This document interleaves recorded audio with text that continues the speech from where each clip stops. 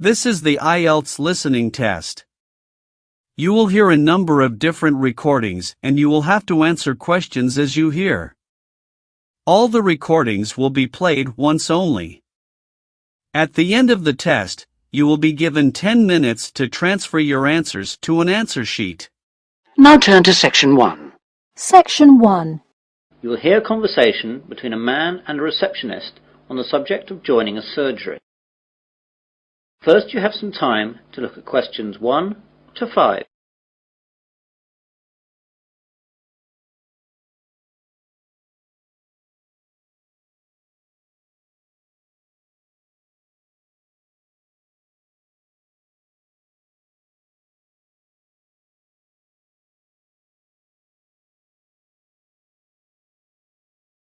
You will see that there is an example.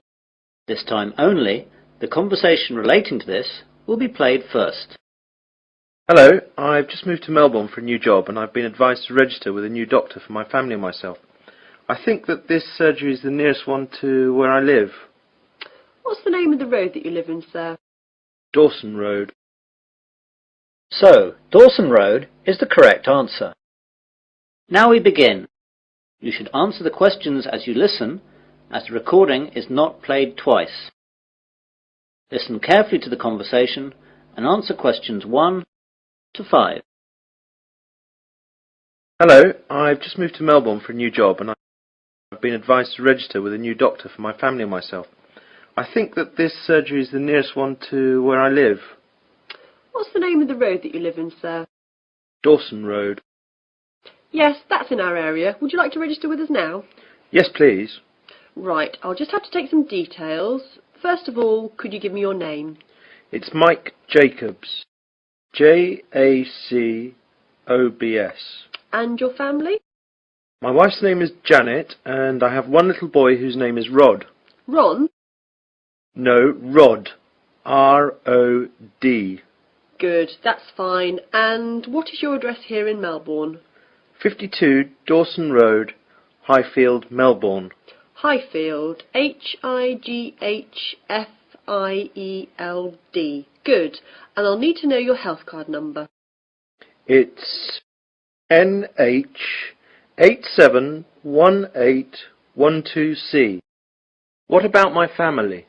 Oh, only yours for now. Do you know the name of your old doctor? It was Dr. Graham Mackenzie in Perth.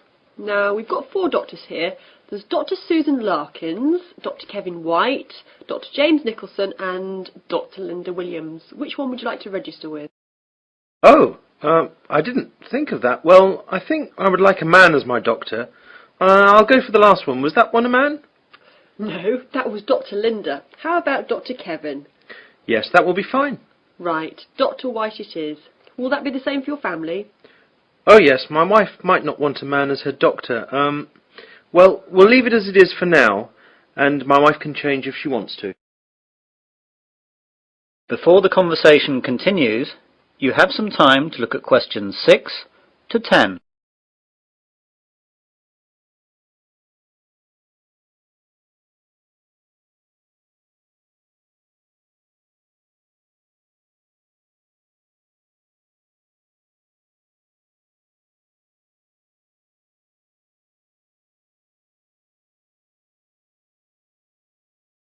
Now listen carefully and answer questions 6 to 10.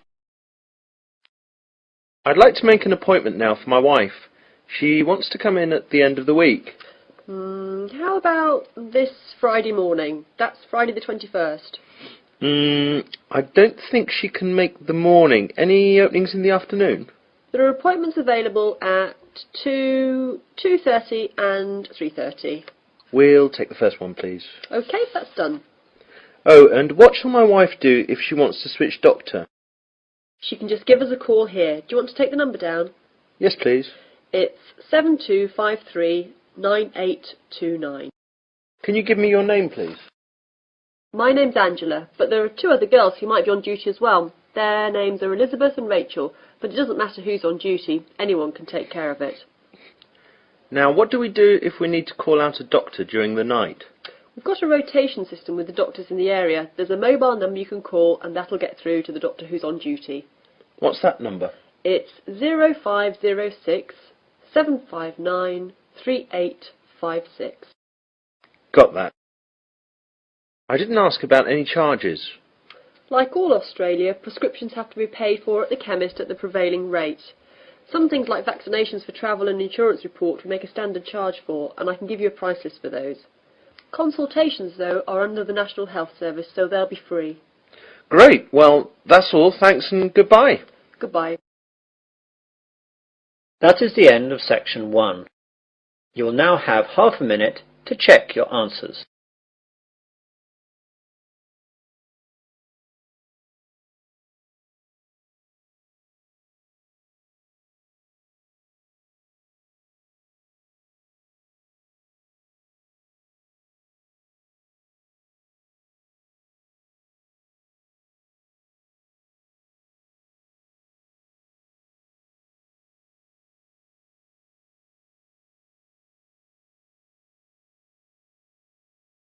Now turn to section 2. Section 2. You will hear a man giving a guide talk to new students at a university library. First you have some time to look at questions 11 to 16.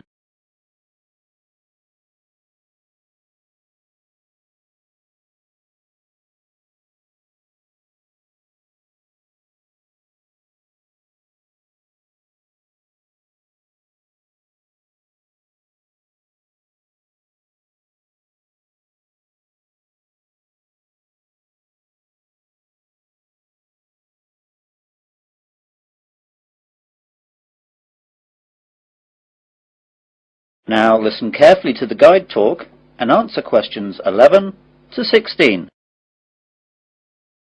Good morning, everyone. I'd like to welcome you all to Wesley University Library. This is a 20-minute tour around the library to show you all the facilities and all you'll need to know to start off your life here as a student at the university. What I'll start by doing is telling you about what you need to do to join the library.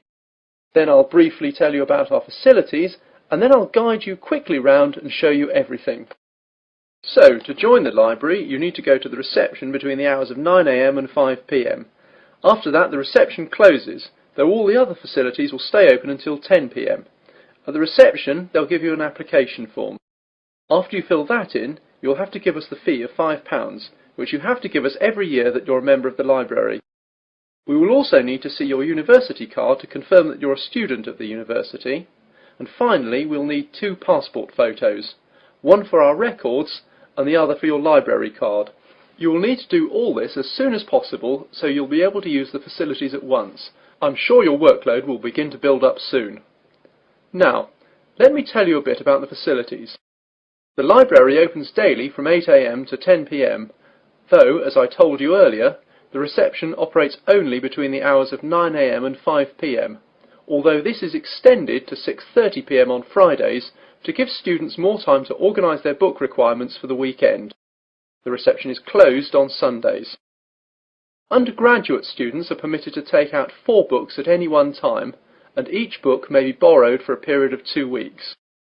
Postgraduates may borrow 6 books at a time. Borrowing time can be extended by a period of 1 week per book if the student comes into the library in person with the book in question so it can be re-stamped. We do not renew book borrowing over the phone. If you are late in returning any book, then you will be charged a fine of £2 for every week that you are late. You won't be able to take out any other books until this fine is paid.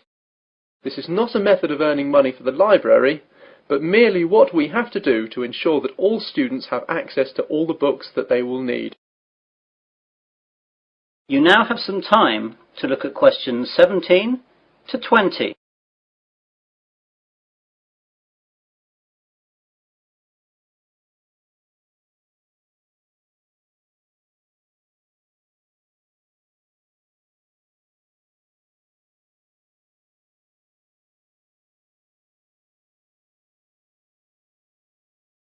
Now listen to the rest of the guide talk and answer questions 17 to 20.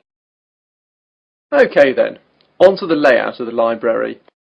We're on the ground floor of the library at the moment. Here we have the reception, the computers, which you can use to search for books and their location, and the bathrooms, which are behind the reception. The rest of the ground floor is taken up by the non-lending section of the library. Here we keep all the books which are either too valuable or are used too much to lend out.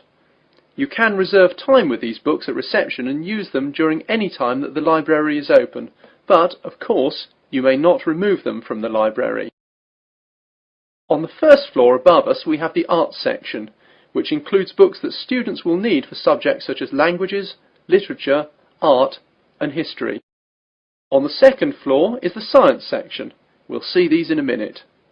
Of course, individual departments will usually have their specialist libraries in their buildings, though the computer catalogues here will list them so you know where to find everything, whether it's here or in the specialist libraries. Finally, in the basement we have the stack system, which contains the university collection of magazines and journals that we have collected and to which we subscribe. If there's anything that we do not have or that you can't find, please go to reception and let them know the details. The university operates a swap system with other universities, and we can arrange for volumes that we do not possess to be sent here on a limited loan. Well, those are the basic details about the university library.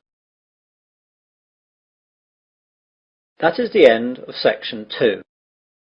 You will now have half a minute to check your answers.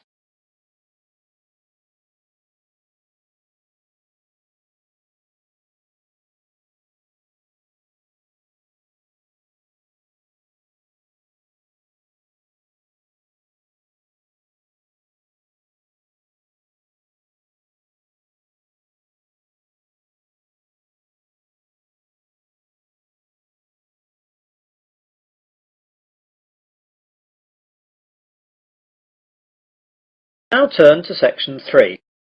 Section 3. You will hear a tutor and 3 students discussing their work. First, you have some time to look at questions 21 to 27.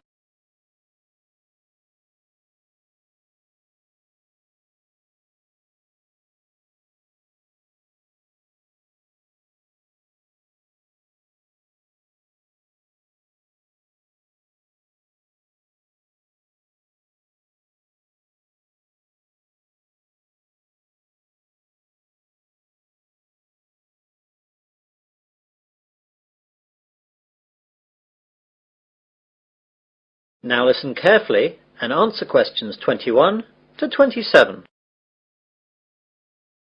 Good morning everyone. Well, in today's tutorial we're going to discuss the essays that you have to submit by the end of next week. Some of you will have already started them, which is good, and if you haven't, well that's okay, but you'll have to get a move on. So, let's begin with you, Simon. What's happening with you? Well, I've made a start on it. I researched the background quite extensively last weekend, and I should get to the writing stage tomorrow with a bit of luck, and I'll get finished at the weekend. What are you writing about? I decided to look at the car manufacturing company Jaguar, examine the problems they had with reliability in the 1970s and 80s, how they dealt with it, and how it affected their marketing and sales strategy. That sounds pretty interesting. Any problems with that? At the start I had problems getting information from that far back, but after rooting around in the library I found some magazines which gave me information and also gave me references to find other stuff. It seems now the only problem is keeping to the 4,000 word limit. It just seems that I have so much to write about. It seems I'll need 5,000 or even 6,000 words to be able to cope. Yes, your essay title seems to me to be very wide-ranging. Would you think about cutting out part of it? How about looking at their sales and marketing strategy, but only mentioning the problems in the 70s and 80s and not going too far into it? That's a good idea. That will make it much easier to handle. By the way, how do you want us to hand in our work? Do you want us to drop in a hard copy to your office? You could do that, but I'd prefer it if you just emailed it to me as an attachment. You've all got my address. If not, give it to the secretary, clearly marked that it's for me. Right, Jennifer, how about you? I've not really got going on it yet, but I have decided on a subject. I'll try and do some research during the rest of this week, and I should get writing this weekend. Okay, what are you writing about then? I want to look into how supermarkets use market surveys to develop their products. Will you have enough time to find out what sort of things that the supermarkets do? You won't have much time for that. I should be okay. I've had a look in the stack system in the library and I found a magazine that surveyed all the UK major supermarkets and a trade publication that analysed the same things in Canadian supermarkets. Be careful about using their conclusions too much. The university takes a tough stance on plagiarism. Make sure you properly list where you get your information from in a bibliography and try and do your own analysis. Get going too, as that analysis will take a bit of time. Okay, thanks. You now have some time to look at questions 28 to 30.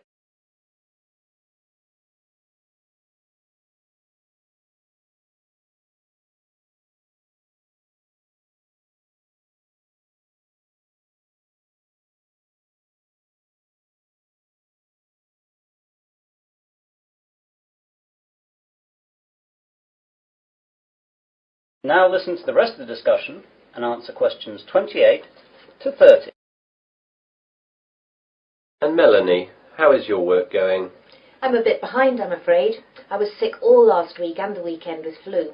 I've got a subject, I think, but I've not done any work on it yet. Is there any chance I can get an extension to the submittal date? The policy of the department is not to give any extensions unless there are extenuating circumstances. Do you have a doctor's certificate or anything? I went to the doctor's, but I didn't get a note as I didn't realise I would need it. The doctor will have a record of me, though, as I got a prescription. I'll go back and get one. Yes, do.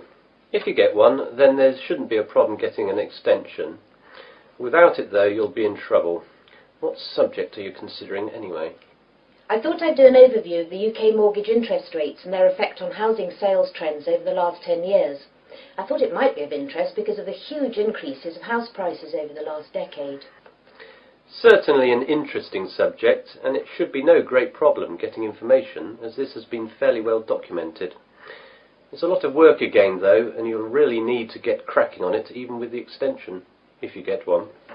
Well, I've not got much on for the rest of the week, and I've set aside the weekend to really get to grips with it. Good. Now, is there anything else? That is the end of section 3. You will now have half a minute to check your answers.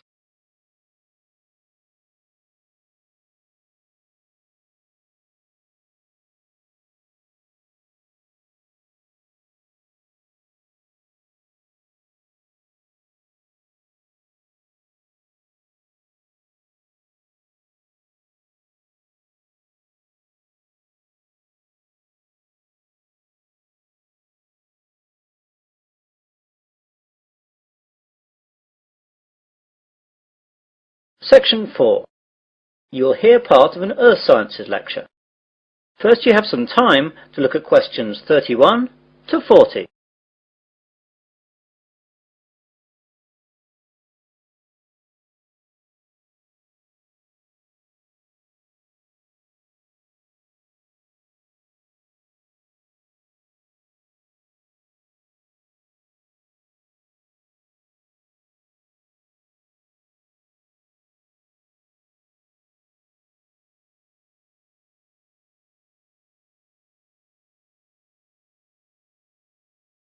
Listen carefully and answer questions 31 to 40.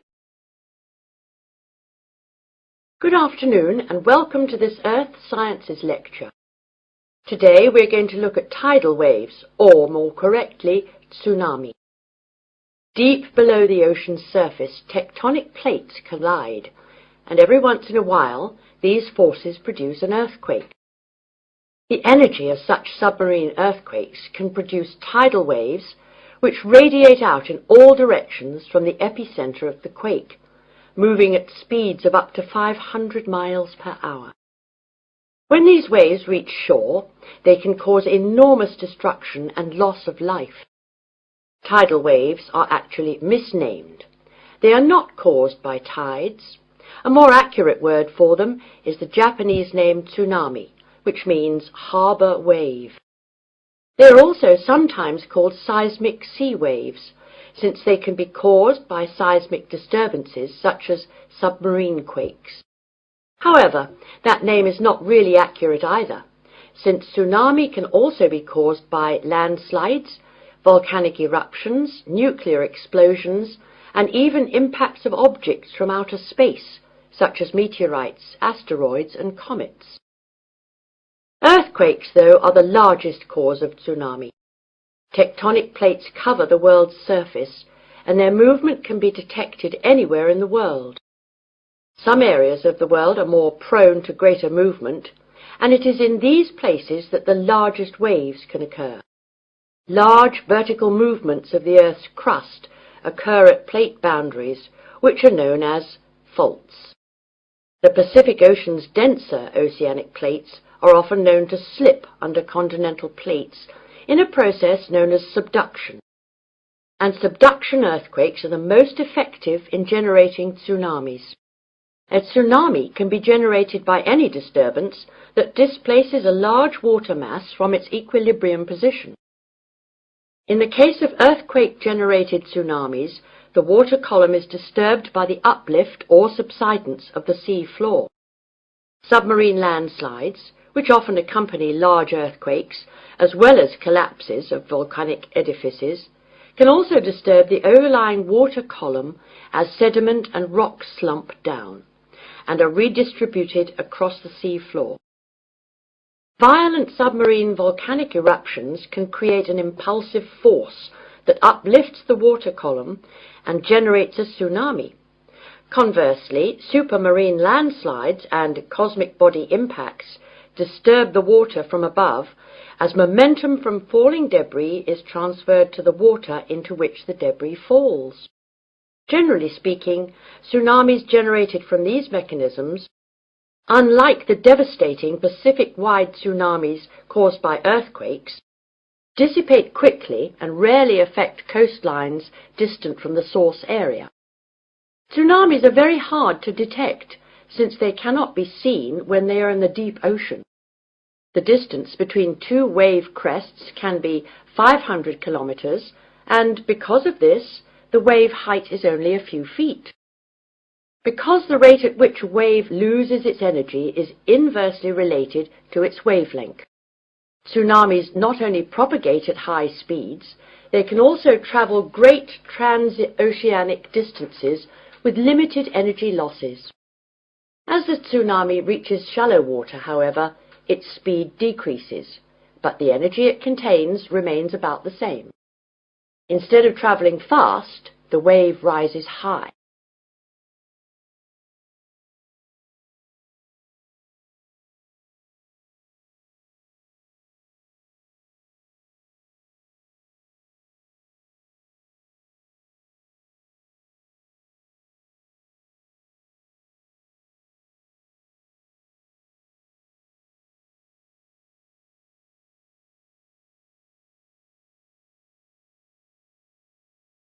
The National Oceanic and Atmospheric Administration has set up a seismic detection system to monitor earthquakes and predict the possible arrival of tidal waves for Pacific countries.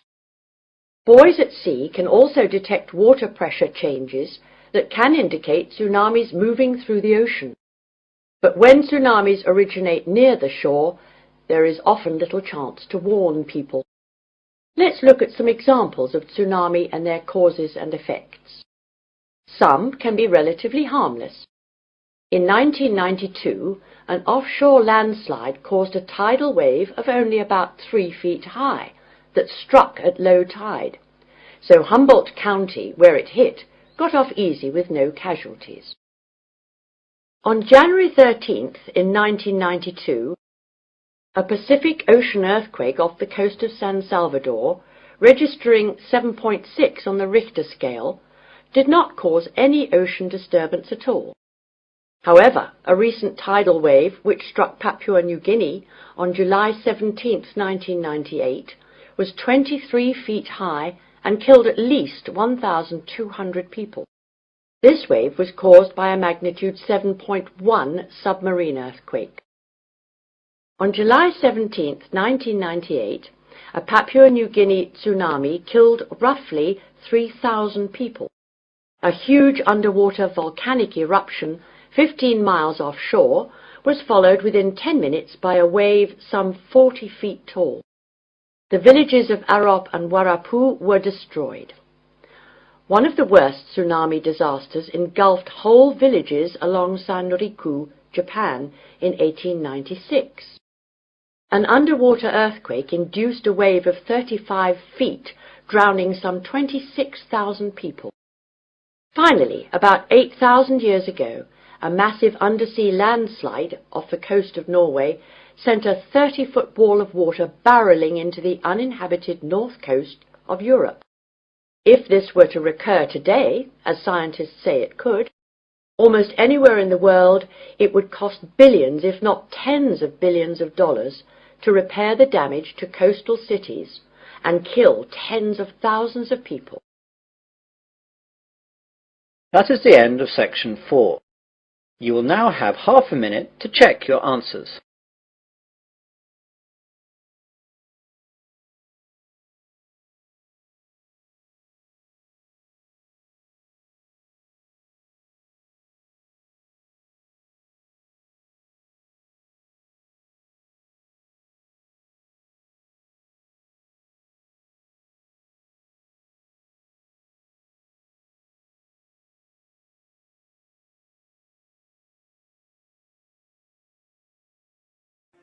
That is the end of the listening test. In the IELTS test, you will now have 10 minutes to transfer your answers to the answer sheet.